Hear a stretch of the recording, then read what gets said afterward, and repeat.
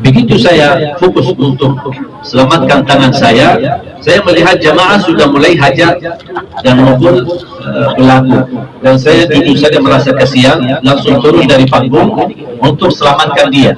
Sambil saya bilang, jemaah jangan, tidak boleh, dia manusia, kasihan, dia bersalah, tapi jangan kita berbuat salah lebih besar. Tiba-tiba ada orang naik panggung, dan cepat saya pikiran saya lagi mau antar HP. Saya dah membayangkan hal yang lain, tapi cara dia loncat, lari, kemudian sasarannya kepada saya, posisi saya masih duduk, saya masih nyaman, belum bergerak sama sekali. Sambil saya melihat tangan dia, posisinya ke atas, dia mau tusuk. Dan posisi saya, kalau Allah SWT takdirkan tidak bergerak sama sekali, otomatis kalau mungkin di bagian leher atau di bagian kepala. Berarti sasarannya sudah jelas kemana ini. Apalagi saya pasti bisa panggilnya. Qadarullah, pas saya di posisi duduk dan hitungan titik saja, saya tidak bisa membayangkan ini semua terjadi karena qadarullah. Saya angkat tangan, kemudian tusukannya ke tangan saya. Baru saya berdiri. Sedangkan saat saya posisi titik berdiri, anak itu masih memegang pisunya, dan pisunya sudah tertusuk di dalam tangan saya, dan dia masih megang, dia belum lepas. Cara megang pisunya sangat kuat, makanya sambil saya bangun dia masih belum lepas, dan dia ingin menarik karena mungkin dia merasa gagal tusuk saya di posisi yang dia inginkan. Ketika saya berdiri, dia ingin cepat dia, dan subhanallah luar biasa cepat dia reaksi, cepat respon gerakan saya, dan cepat dia ingin tusuk. Makanya saya langsung lawan dan saya gerakkan tangan saya ke arah kiri, kemudian patah pisunya, kurang lebih pisu sampai ke dalam hampir 8 cm.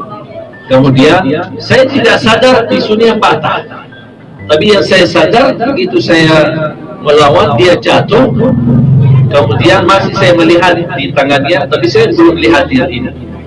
Baru jamaah mengamankan.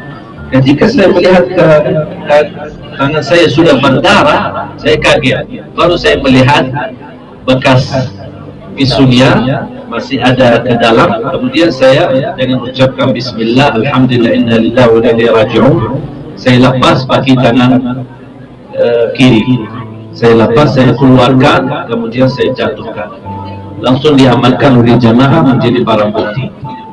Begitu saya fokus untuk selamatkan tangan saya melihat jamaah sudah mulai hajar dan memukul pelaku, dan saya jujur saja merasa kasihan, langsung turun dari panggung untuk selamatkan dia. Sambil saya bilang, jemaah jangan, tidak boleh, dia manusia, kasihan, dia bersalah, tapi jangan kita berbuat salah lebih besar.